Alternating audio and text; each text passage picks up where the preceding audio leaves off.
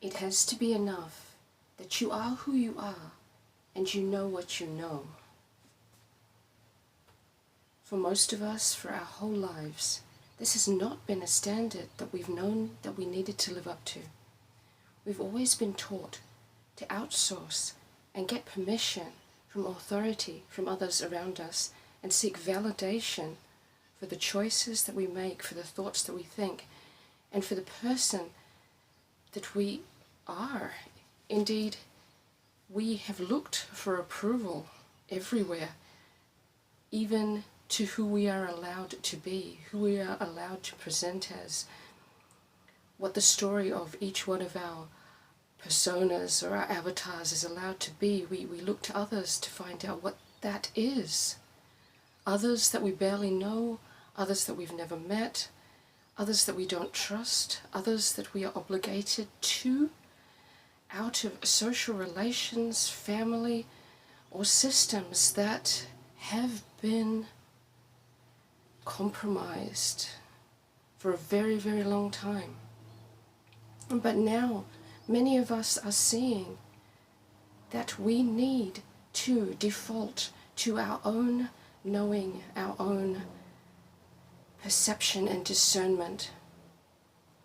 And those of us who are walking this path understand that this is not the same as the egoic, selfish, and self-centered version where it's my way or the highway. No. Those of us on this path already have extremely high standards for how we decide when we are going to use our knowing as the highest and best version. We are very careful to educate ourselves, to research, to use our life experiences, to take time, to muse and think on these things, because they are not naught. They are not nothing. They are important, and some of us spend hours, months, weeks before we decide our stance on a thing, as opposed to many who will confidently state their position without even a moment's thought, but just because it serves their momentary agenda. No, I speak to those of us that have this standard, who are seeking truth, reality, and discernment in its truth, and not as a cover story, not as a narrative, not as something to look good within. For most of us, as we have experienced everything that has gone on in our lives, we had turned outwards to seek external validation, seeking, as we were trained to, for approval, for a comforting ear, and then, perhaps to some of our surprise, and for some of us, it's old hat, but we realized that we had reached a point now where our understandings were so particular, so rare, that there were few, indeed none, who could understand our perspective. And even if we were to find one who could understand generally, the truth is that no one can understand entirely. And we've all been living under a soft, fluffy kind of perspective that, oh, if only I can get these people to understand me and I can get their approval, and then I'll feel good and comfortable about myself. But is that ever possible?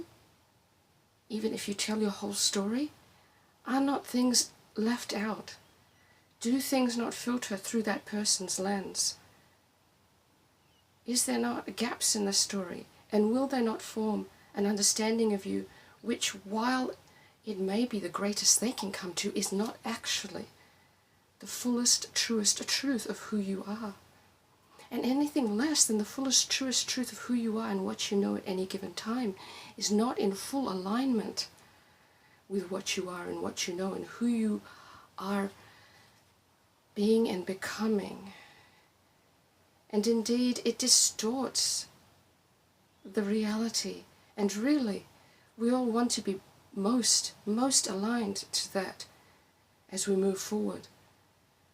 So it's almost like settling for a lesser when we try to turn outside and we try to desperately seek someone to understand who we are and what we know.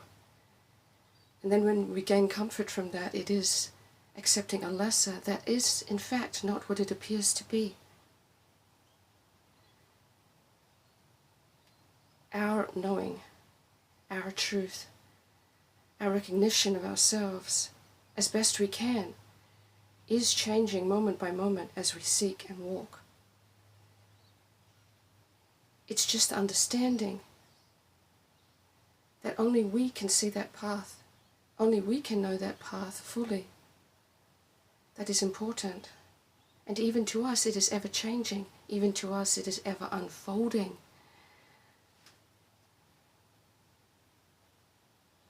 And only this is strong enough.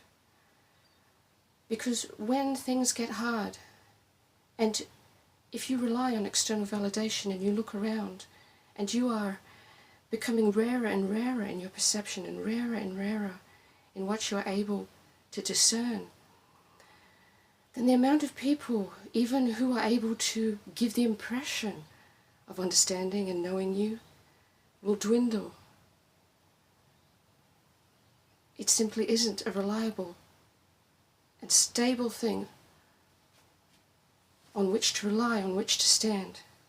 Your own knowing, your own recognition, your own validation is the only thing that will stand strong when all else falls away.